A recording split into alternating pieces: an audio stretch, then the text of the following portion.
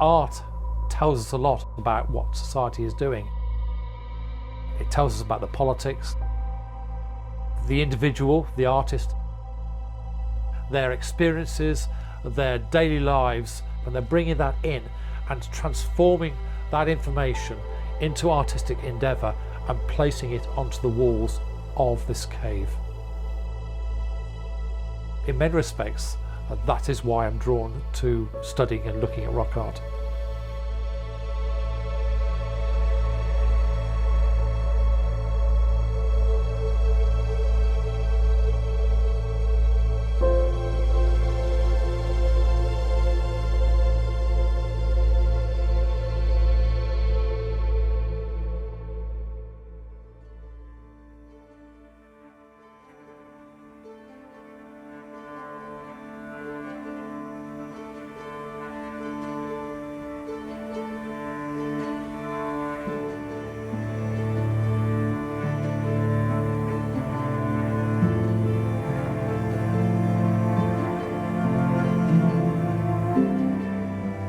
Creswell Crags, probably one of the most important Paleolithic sites in the British Isles.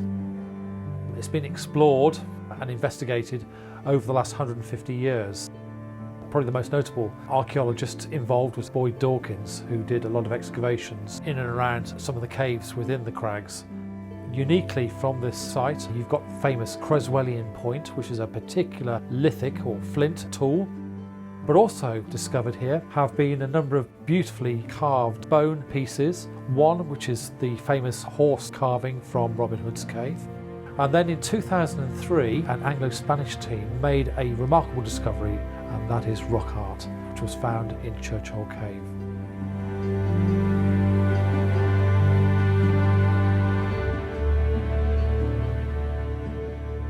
Over the past 20 years, colleagues of mine in Europe and myself, we've been engaged in looking for rock art in many caves, and the one thing that we've found as a useful tool is an algorithm which is desk-based called D-Stretch or Decorrelation-Stretch.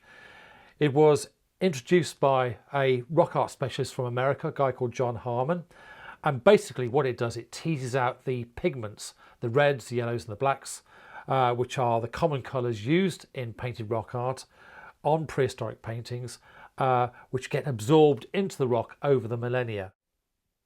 What we've got, mainly in a British context, is this stuff. This is hematite. And if you just get your finger and you rub that, you get this beautiful brown to red sort of smear on your finger.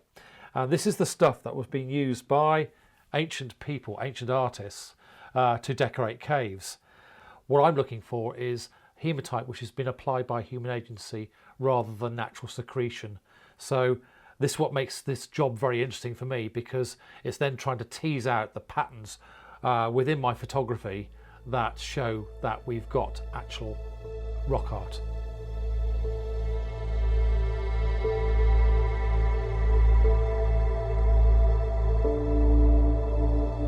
It's very difficult to get into the mindset of the prehistoric artist. When I'm walking into that dark recess, the cave, I'm trying to gain something of that knowledge. These people are human, like you and I. They are bringing something special from their world, from the outside to the inside. They're telling a story.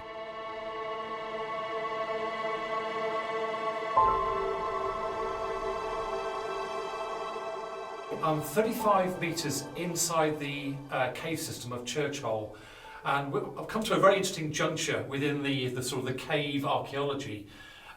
Here we have the original floor level, so it's about a metre 2, metre 3 above the floor level I'm standing on now, but you clearly see the line of the original floor, and then about 40 centimetres above that is this panel here, which has two figures, a possible wildfowl, possibly a goose, and then on the right hand side probably the head and neck of a red deer.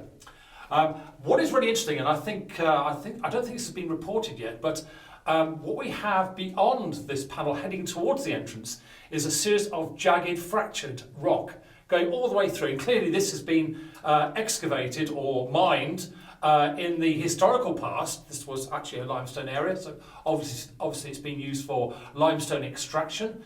And then for some reason, and just coincidentally, it stopped where this rock art panel is. So basically this line here marks the interface between the historical quarrying or mining, and then we have the natural topography of the cave continuing right to the back.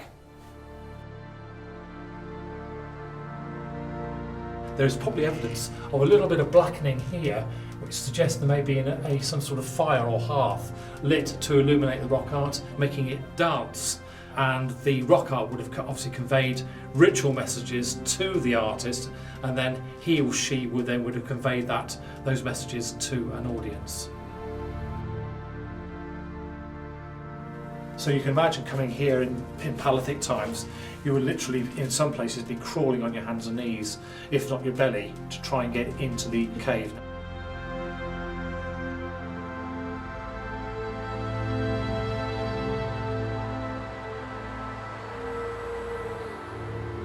Now the question you're probably asking yourself is why? What's the attraction of coming all the way into the inner recesses of the cave? If I put my philosophy head on, it's more than likely this idea of quest, of coming into the dark recesses of the cave with maybe just an oil torch and making your mark.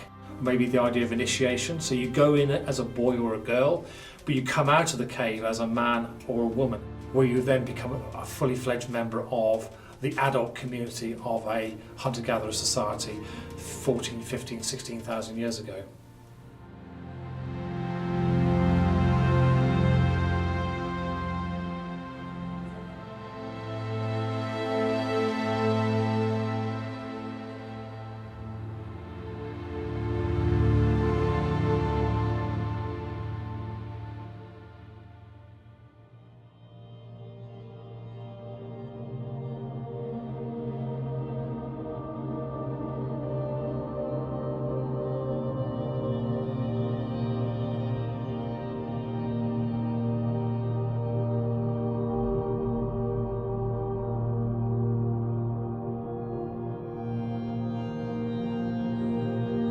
So I'm really at the far back end of the cave, and I have seen evidence of possible charcoal and hematite within the cave walls. The question is it secreted natural hematite, or is it hematite which has been applied by human agency? So I'm hoping that once I've run these images through D-Stretch on the computer, that will reveal potentially patterns within the cave walls which are clearly made of human agency. That's what I'm hoping for.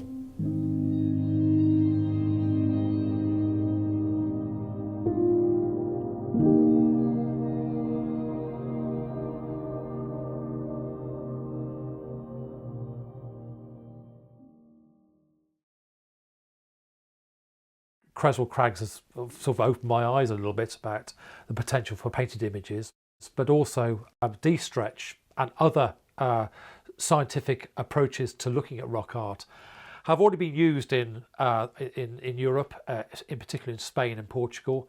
But because of the archaeology and the climate at the time, 15,000 years ago, we tend to think that this was very much a prehistoric backwater. Well, quite clearly from Creswell Crags, in particular Creswell Crags, that isn't the case. It tells me that we are looking at a vibrant community, a community engaged with their landscape, but more importantly, they're transforming that information in one way or another onto the surfaces of the caves, such as Churchill, Robin Hood's cave, Pinhole Cave, and expressing their artistic endeavour.